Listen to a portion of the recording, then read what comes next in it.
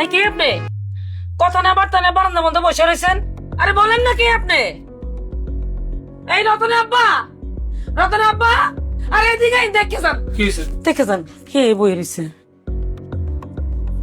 এই কে আপনি? কার কাছে আইছেন? কি লো কথা কন না কে? আপনি কি বোবা নাকি? আমি মালয়েশিয়া থেকে আসছি। আমি রতনের বন্ধু। আমি ওর কাছ থেকে আসছি। ওয়াল্লাহ, কি কইতাছো? তুমি আমার রতনের ওখান থেকে আইছো? আমার রতন কেমন আছে? আরে ভাইজান, এই কথাটা আগে কইবেন না যে আপনি আমার ভাইজানের বন্ধু। দেখো যে কি মনে করছি। কি কি পাঠাইছে এই লাগেজের মধ্যে? না কি কি আনছেন?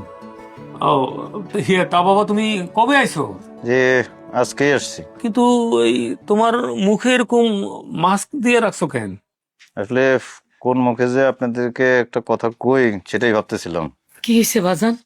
আমার রতনের কোনো সমস্যা হয়েছে? আসলে রতনের কোনো সমস্যা না, সমস্যা করছে ওই যে রতন যারা মালয়েশিয়া পাঠাইছিল, ওই ঝামেলাটা ওই করছে। আরে বাবারে কি হয়েছে ভালো করে খুলে কইবা তো। আসলে হয়েছে কি কাকা, ওই রতন মালয়েশিয়ার জেলে আছে। 3 মাস পরে ওরে পাঠাই দিবে আর কি। কি কো? আমার রতন কি দোষ করছে? এসব আপনি কি কইতেছেন? ওনার কি হইছে? জানতাম আমি 10 বছর পরে আইলো এরকম ঘটনাই ঘটবো। তোমার স্বামী বিদেশে যায় বদলাই গেছে ভাবি। সে আর ওইরকম নাই। দেখো কই যে পানি করছে, জুয়া খেলছে। ওই দেশের আইন তো আর আমগো দেশের মতো না, অত সোজা না। আমি বারবার কইছিলাম যে আমারে বিদেশ পাঠাও, আমারে বিদেশ পাঠাও। আমারে পাঠাইলো না। কে শুনে কার কথা? এই তুই এত কথা কস কেন? এত বছর ধরে আমার পোলা বিদেশে আছে, কোনোদিন তো কোনো সমস্যা হয় নাই। এখন তো নিশ্চয়ই বড় ধরনের কোনো সমস্যা হয়েছে। বাবা তুমি কও। ছোট মিয়া, তুমি না সবসময় একটু বেশিই বুঝো। মানিক তো ঠিক কথাই কইছে বৌমা।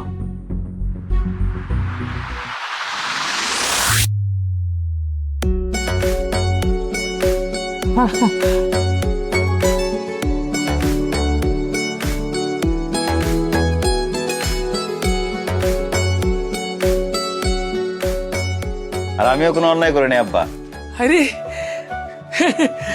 আরে রতন বাপ, আরে তুই আবি আগে কবি না। এই, এই মা বাপরে মানুষ এরকম কষ্ট দেয়, তুই কেন এরকম পাগল হয়েছিস? তুই কি পাগল? ভাইজান দেখছো বা, না কইয়া তোমার আশাটা কিন্তু উচিত না। এই জন্য তো তোমার চিনতে পারি নাই। আগে যদি বইলে আসতা তাহলে এয়ারপোর্টে যাই তোমার পিক করতে পারতাম না। মন থেকে চিনলে এমনি পিক করতে পারতি, এয়ারপোর্ট যাওয়া লাগে না। ললো ওই যে লাগেজ গুলা নিয়ে পিচ্ছায়। আয় বাবা আয়।